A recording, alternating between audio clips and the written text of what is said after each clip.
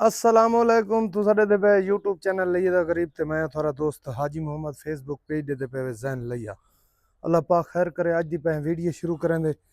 Video शुरू करन तो पहले मेरी छोटी जी रिक्वेस्ट है, मेरे चैनल को सब्सक्राइब कर गिनो बेल दा बटन दबा दो। अगर फेसबुक ते दे पे तो मेरे पेज को फॉलो करो, चैनल लाइक भी कर दे सो, नाल शेयर भी कर दे सो, थोड़ी मेहरबानी होसी। अज जी 2 तारीख है 5वां महीना 2026। DDP का फार्म है जी मेरा अपना जाती। नॉर्मल कीमत वाली बकरियां होंदियां ने, ज्यादा कीमत वाली बकरी भी होंदी है। फर्क ये होंदा है जेरी पुरानी बकरी हो सी उदी कीमत ज्यादा हो सी, मेहनत भी ज्यादा हो सी। जेरी जेरी यंग बकरी हो सी उनकी कीमत घट हो सी। ठीक है जी। एक छोड़ दे ये सेल हुई खड़ी है गिलगित बल्गिस्तान। ये वास्ते भी स्क्रीन शॉट तुसा नहीं मारना। ये खड़ी है थी पहला वारा तैयार हुई खड़ी है। ठीक है, हाले है देर। ठीक है ए ठीक है जी। इनकी कीमत है 90,000 रुपये। छोड़े इनकी कीमत है 90,000 टोटल 90,000। इनका स्क्रीन शॉट मरे सो इंशाल्लाह सौदा थी वैसी। ठीक है जी। पहला वारा तैयार हुई खड़ी है सिर्फ 90,000। ठीक है जी। एक खड़ी है ये तकरीबन 2 माह की गब्बन है जी।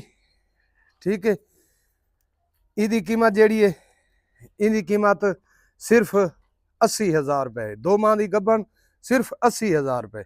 तकरीबन आधा लीटर 1 लीटर दूध भी है दोनों टाइम का।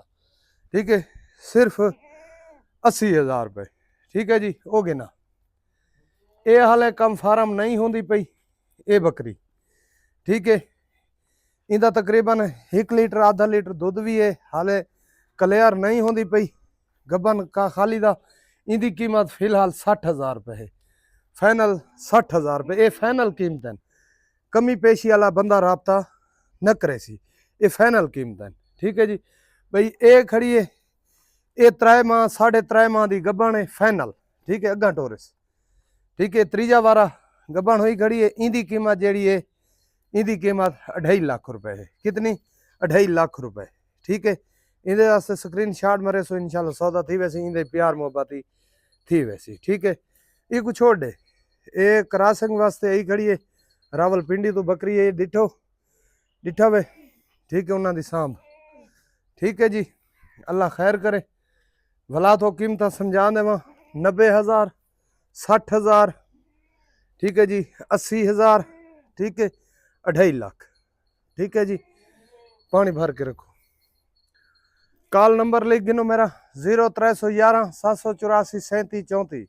व्हाट्सएप नंबर है मेरा 0346 658 97 16। लोकेशन जी है मेरी जिला लई है। ठीक है, मिलते हैं अगली वीडियो। अल्लाह हाफिज।